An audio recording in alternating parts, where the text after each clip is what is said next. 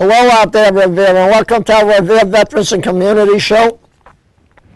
Today I have a special guest. Now, a lot of the people come here by plane, by car, by train, by bus. But this gentleman on my left, he came here by elevator. His name is Tony Abbene. He's an attorney at law, and one of the best, I may say. Welcome, Tony. My pleasure. You came up here by elevator because your office is downstairs. So what I'm saying is the truth. I know that. Okay. I know the jokes as they come along.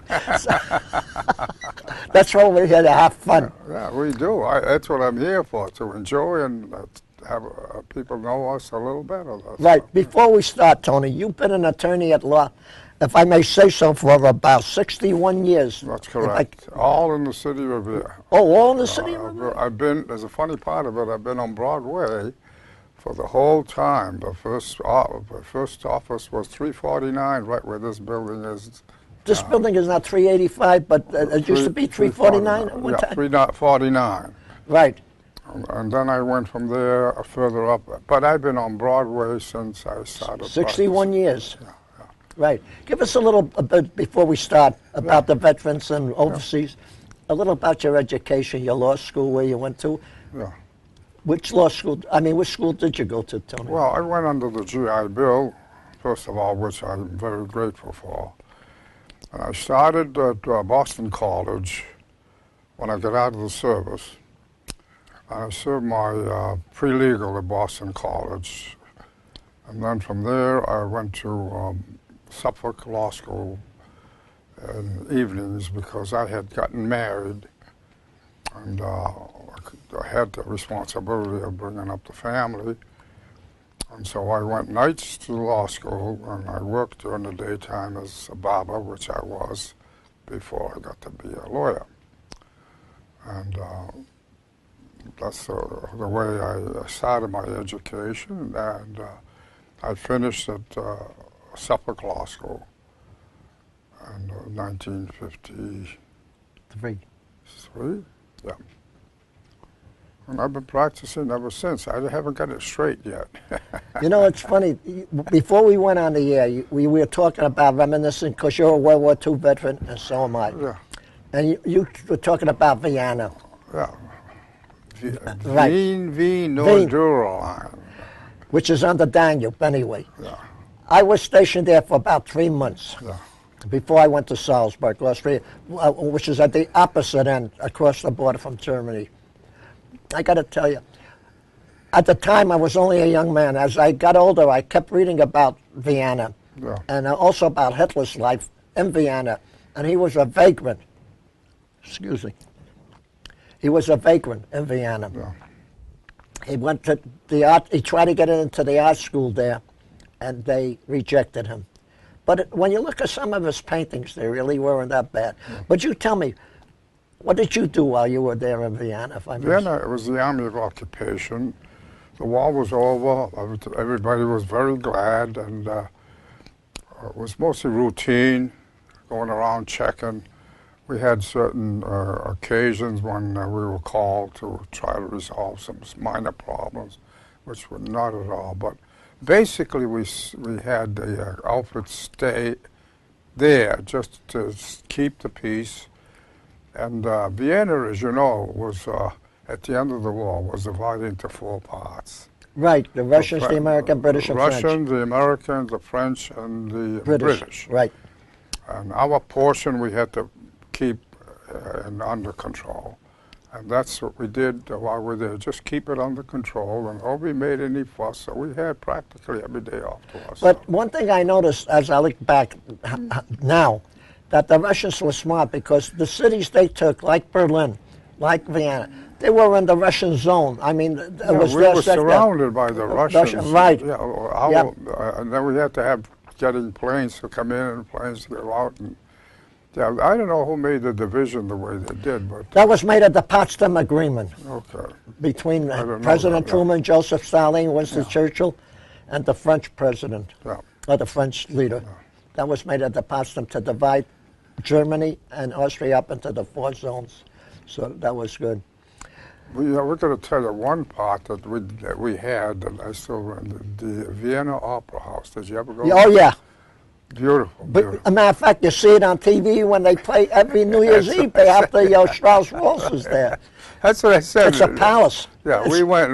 I was at that time I was a private, and I sat in the box seats, and saw some of the soldiers and lower the captains. And they wonder how the hell I got up there, but I did a lot of hair cutting on the side and did a little selling of merchandise. You and I reminiscing. When I left Vienna and they shipped me to Salzburg, they have a river there called the Salzach. Yeah. And they originally called it Salzburg because of the salt mines. By the way, where the Germans hit the Nazis hit all the good treasures that they stole in Europe, they hit them in the salt mines in Salzburg. There was a sign there that says Mozart's Geburtshaus, or Mozart's born, the home where Mozart was born. All I remember was the sign. But when I got older and I got home and later on I went into music and people were talking about classical like Mozart and Strauss waltzes, it brought back a lot of memories to me because I saw those places. They were very nice, very nice, yeah.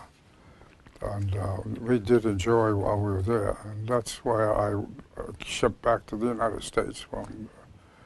I remember even in Salzburg, they have the Passion play there. Yeah. I remember that as a kid, but as I got older, and I used to see it on TV, and I would say, I was there, I was there, I was there. But you didn't understand the operas and the music. Oh, no, not at that time. Neither did I. Not at that time, but now I do. Now I do. Like Wagner's Valkyrie. Yeah. I didn't remember it then, but I remember it now. That was, I hate to say this, but that was Hitler's favorite opera too, by the way. Yeah. So Tony, tell us exactly what you did overseas. And before we start there, you mentioned something about the Army Tank Corps, the 9th Armored Division. Yeah. Well, when I first was drafted, we went from Devon to Fort Riley, Kansas, and we were in the Armored Division, 9th Armored Division, and I still remember, I was a young kid, and when they were assigning us to the jobs, they said to me, medical corps, and I said, medical? I said, I don't want that. So he said, you want to go in the tanks? I said, I'll go any place, so he put me in the tank outfit. So that's what I did, and I had more fun driving that tank than I did driving my car because it was a lot of fun. One of the first things I ever drove. And while I was there, we had a lot of fun. And we went through the maneuvers, and then we were supposed to go to California to learn how to fight desert fighting, because that's where most of the fighting was taking place with the tank. But my captain came to me and he said to me, Tony, he said, you're going to school. I said, what are you talking about? He said, you're going to school. He said, we looked up your record and you're eligible to go to the Army Specialized Training Program. So I said, I'm not going to go. These are my friends. He says, I'm ordering you to go. He says, and I don't want to see you come back here. So they sent me there to Colorado School of Mines. And that was in Golden, Colorado. And if you remember, that's where they made the golden beer. That was on the bottom of the hill, but our school was up above, School of Mines. And then we took training, and we had to go to school nights, just like they do with the academic, and we had the geography, we had math, and it was a confined thing, 2 hours, 3 hours every night. And then we're getting ready to graduate, and the war got very hectic and very heavy, and so they closed the school down, the whole school. And they shipped us to Rucker, Alabama, and the 66th Infantry Division. And then they portioned us out, and I wound up in Cannon Company and the Infantry Division. And from there, they sent me out a forward observer for Cannon Company. And you know what that was? We used to get out some of the abandoned buildings. We'd go up there. There was my outfit. I represented the Cannon Company.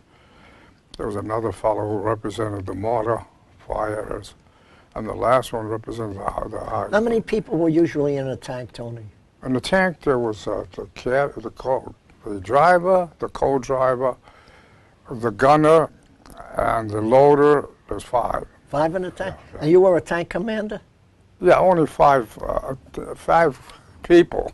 Right. I was a tank commander of a tank. Oh, but let me ask you this question. In those days, Yeah. they didn't have what they have today, where they have like the Abrams tank, where they have everything computerized. You just got to aim the weapon. Yeah. Oh, yeah. You There's just a big difference in that. Yeah. I'm glad you noticed it, because in the first place, we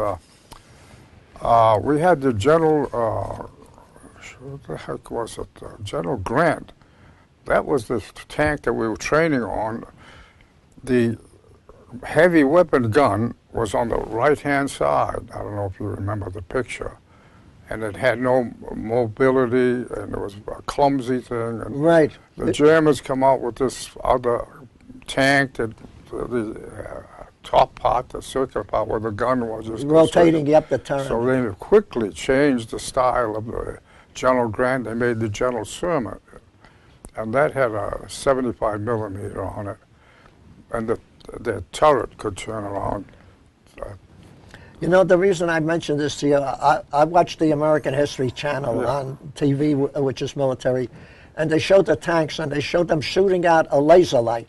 Yeah. And they pinpoint the enemy's tank with that laser light, and they just fire, and the rocket goes right for that laser light. So wherever that laser light is, that's what the blow-up is going to be. And usually they do that.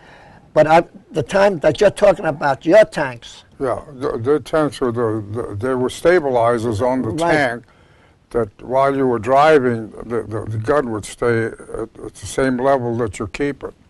But I think the biggest tank battle, if my memory is correct, was the Battle of Kursk between the German and the Soviet Army.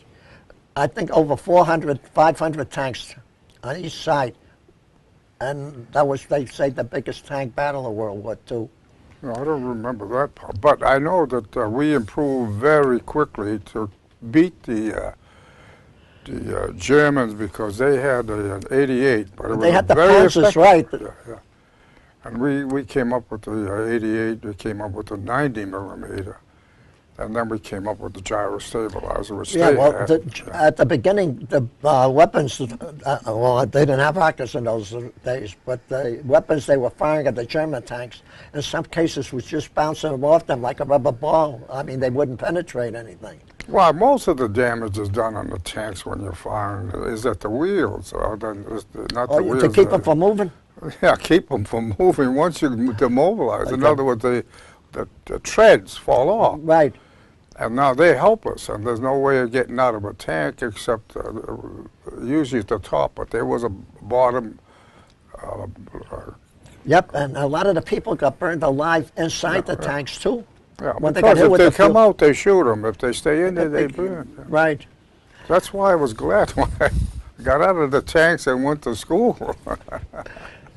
Tell us some more about your Army career and about some of your friends that you had some good stories about. Well, there isn't much. Most of them, as I said, were my friends, like every outfit, and we used to help each other all around, and even when it come to walking, because when I got back, they put me in the infantry, and I had to take basic all over again. That meant that we used to take the 10-mile hikes, but we survived. I'll be lucky if I can walk 10 feet today, never mind 10-mile hikes. No, we had the pack, full field pack, and we had the rifle on our side, and we had the helmet weighted, and then the pack that was supposed to be for when you camp at night. That was a heavy thing. And as I said, I weighed 137 pounds. I was a little lighter than you, Tony, so, when I was a young man, too. By the way, don't know, but I was. you were also in France. Am I correct on that? What? You was also in France. In France? Yeah, No, that's where I was in combat. I was in the Saint-Nazaire-Lorient sector. Right. That was the sector was closer to the ocean and the English Channel, that part of it there. And when we went into combat there, after, you remember I told you the story about we lost the half of the troops. When we got in there, the Germans were already been surrounded because the Battle of the Bulge was over. And so they were just holding their own and they didn't know what the hell to do with each other. So we didn't have that much actual combat. Most of it was firing back and forth. Right. And you know, it's funny, Tony, when I got over there, we were told we couldn't fraternize with the Germans. I mean, you're just not... You mean the soldiers or the girls? Well, the people, because yeah, the that's, war was I'm over. only kidding. Oh, okay. No. Okay. But you're right. Yeah. But what happened is you couldn't help but people, the Germans would come over and ask you something. They wanted to be friendly somehow. Well, you're talking after the war. After the war. Yeah, yeah. But we were told right after the war, Yeah, like no. even in 46, 47, Yeah. we couldn't fraternize with them, Yeah, to have nothing to do with them. Well, we had the same problem too, yeah. Yeah, but they would tell us that if you spoke to them and you were caught, you would be court-martialed at the time. They would have had to court-martial every American soldier that was in Europe there at the time. I agree with you 100%. Right, so they yeah, dropped that. because we used to go into the restaurants over there. Right. And some of them were very, very nice people. I mean, they were caught in the same predicament we were, that the war started, and you know. One of the stories I tell you, I had a fellow, you know, I was a barber before I went into the service, and when we went into Vienna, they insisted that I become a barber. Well, I can't handle all this by myself. So they looked through some of the prisoners of war, and they sent me a fellow to cut hair. So, and we became friendly. We were talking a little bit back and forth. So he says to me, "I suppose you hate me." And I said, "Why would I hate you? I don't even know who you are." He said, "I want to tell you because I want to be friendly with you." He says, "I was in Poland, and I had a family in Poland. And when Hitler conquered Poland, he said, the army called me in and gave me a choice. They said, look, you join the German army, and we'll keep your family alive. If you don't join the German army, you're going to have trouble, you and your family." He said to me, "What would you do?" Exactly what he did. Exactly what he did. So that's how we became good friends. The poor guy was caught between the devil and the deep blue sea, if you want to put it that way. Yeah. So we got along very well. So that's why I say fraternizing. They don't even know who they are, half the people. Well, I'll tell you, I lived in an apartment, and the German maid would come in and clean up in there. And every time she would come in, she would say, "Good morning," and thing. And I was afraid to answer her because I didn't know who was listening. I thought the Gestapo was there, kidding, the American guy. Because, you know, if they caught you talking, they would report you for fraternization. After when they dropped it, and the maid came in and she would say, "Good morning," friendly. We were very friendly with them, as if there never really was a war. No. Even though the place was dilapidated. I mean, rubble all over the streets, rubble all over inside the houses, outside the houses. No. Well, when they bombed indiscriminately. That's the only way you... Yeah. And let me tell they you, would hit some buildings they didn't. And that's the only way you're going to win a war. If you've got to pinpoint your bombing and you can't hit civilians because collateral damage. But if the enemy knows that, hey, I'm going to shoot at you and run into a house and I'm going to hide there, but you can't fire back at me, right? Right. I mean, that don't make any sense. We bombed Dresden into the ground. Remember the city of Dresden? Yeah. We carpet bombed it. Did you? And that's the only way, that's the reason we won the war, is because of what we did. Yeah. The British, the French, the Americans.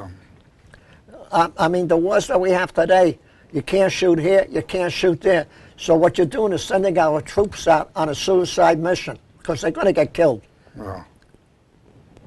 Well, every war has its... I mean, you talk about suicide bombers today. We had them in World War II. We just called them kamikazes. Yeah. That's what they were. Japanese suicide bombers. They flew their planes right into the ship. They knew they were going to die, and before they took off, they would drink their little sake, the bottle of wine. They would have that little thing around their well, they thought they were going to heaven. Exactly, just like the people in the Middle East. They think they're going to heaven, too. Propaganda. Yeah, but did you notice the people that tell them to do what they're doing, they never go to do it themselves. That's exactly right. So, you know, but even World War II. Now, I will say one thing about the Germans. Outside of the werewolves, the ones that infiltrated into us, the American lines, as werewolves and spoke good English and then became what they did in the, not suicide bombers, but the killers the same way. Wasn't that many. Once they knew the war was over, the war was over. Yeah. But the people in the Middle East or some of the other places, even though the war is over, and there is no war, every day I hear in Pakistan, in Iran, well, not too much in Iran, Iraq, suicide bombers every single Fanatics. day. That they were really fanatics. They really believed in what they were told. That's right. And they went all the way to even to causing death to themselves to save their country. So.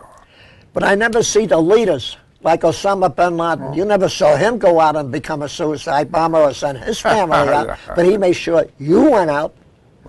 But that's where you get the advantage of being an officer. Yeah. Yep. So, Tony, I want to get back to something. Where did you take your basic training on your tanks thing? Which one? When you first went into the service? The first basic training was with the tank corps. Which is located where? Fort Riley, Kansas. Yeah. Wide open fields, and we used to drive with the tanks all over. But we also did the physical part, the marching and all that to stay in shape. Did you have to crawl underneath like about 8 inches or 10 inches of wire while the bullets are flying over your head? Did they, when you took your basic? Not that one. I never remember that one. Oh, yeah. Oh, yeah. Yeah. No, because I went from the tank outfit to the school, and the school was almost a year, 9 months. So I was 9 months, I was just going to school and doing drilling and training. And once in a while we sneaked down to the brewery there. There was a Coors beer. Coors, it was the beer that they make. And we used to get the drinks free from a couple of drinks they used to give us. From the PXs there? Yeah, the PX, they made, the school was transferred into almost like a control under the Army colonel, and there were no civilians when we were going to school. Tony, before we continue, if I could have your permission, there's a gentleman that works here. His name is Rick Promise. He does a fantastic job editing, and he is, let me tell you, I got to say this here, he's one of the best people in the city. Wherever you see him at the meetings, doing the filming, he's there. He's a program scheduler. He, you know, the programs you see on TV, he does the scheduling on that. He does a fantastic job. He hasn't been that well under the weather lately. So, Rick, if you're listening out there, take care of yourself because you do an excellent job. And Revere TV, Table 8, sure misses you, and we hope you come back soon and in a healthy way. So thank you for all you do for us, Rick. I just wanted to thank him. Yeah, why not? Why not? He's one of us, isn't he? He's better than one of us. No way. Well, to me he is. To me he is. Does a fantastic job here. And by the way, we are the #1 community cable in the Commonwealth. I told you that. Ever since I got here, they got very famous. Because of you. You people give us a good thing on it. No, Tony, you could have gone on CBS and ABC and NBC, but you decided to come on the community cable with us. That's the only one I would ever go to because and we love to have you. They're too cold-blooded over it. Most of them, honestly, the national hookups, they're not keeping up the responsibility that they have. Well, they're more politically inclined. You know, they broadcast all over the country and all over the world. And by the way, not only you're all over the world too. This goes on Facebook and YouTube. So if you got relatives living in China or in Hong Kong or in Korea or wherever or in Italy, they're going to see you. They're going to see me? What do they want to see me for? Well, that's my uncle. That's my cousin. Oh, yeah. I did have, would you believe it, I had one of my nephews called up. And what he say on TV? Yeah. See that? Yeah. I don't tell them. No, but this is what makes Cable 8 so great. Yeah. Oh, that part of communication is that nothing can be better than that because. Tony, we got about 2.5 minutes left. I'm going to give you 2 minutes to wrap it up. Say whatever you'd like to. All I want to say is that I've had a good life, and I have a good family, and good friends. Tell us, just mention your family, the wife and the kids, just their names. Yeah, well, my wife and I, as a matter of fact, my wife just celebrated her 90th birthday, and I'm 92, and I have two children, my son Anthony and my daughter Pamela, and I have 2 grandchildren. And, what are their names, the 2 grandchildren? One is Anthony, and the other one is Charlie. You know, I could understand why they have a lot of Tonys, because when the Italian people came to America, they had a sign on them, T-O-N-Y. No, it said Tony. But actually what it meant is to New York, so they knew what So all the Italian people were called Tony, T-O-N-Y. The way it goes, we got time to... Well, we got about you got a minute. Well, the way it goes, when the children are born, the first child is named after the father's father. Oh, I see. So if it's a Tony, he's a Tony, and he has a Tony. The second born is after the mother's father. Oh. And then the other, after they go beyond that, then they have the right to name anybody they want. So. Okay, Tony, I've got to say a couple of words. I want to thank you, my friend, for coming up here. Thank you very much. God bless you, Tony. I enjoy every minute. I hope you live to be 190 so we can do this again a few more times. Wait a minute. Right. I wanted to go longer than that. And I got to thank the people of Revere for listening in. Yeah. And especially our service people that are in the service all over the world. Thank you all out there. God bless us all, and Yeah. especially God bless the people of Revere and our great country, the United States of America. And thank you for listening, and we hope you do this again. Thank you. Yeah, gee,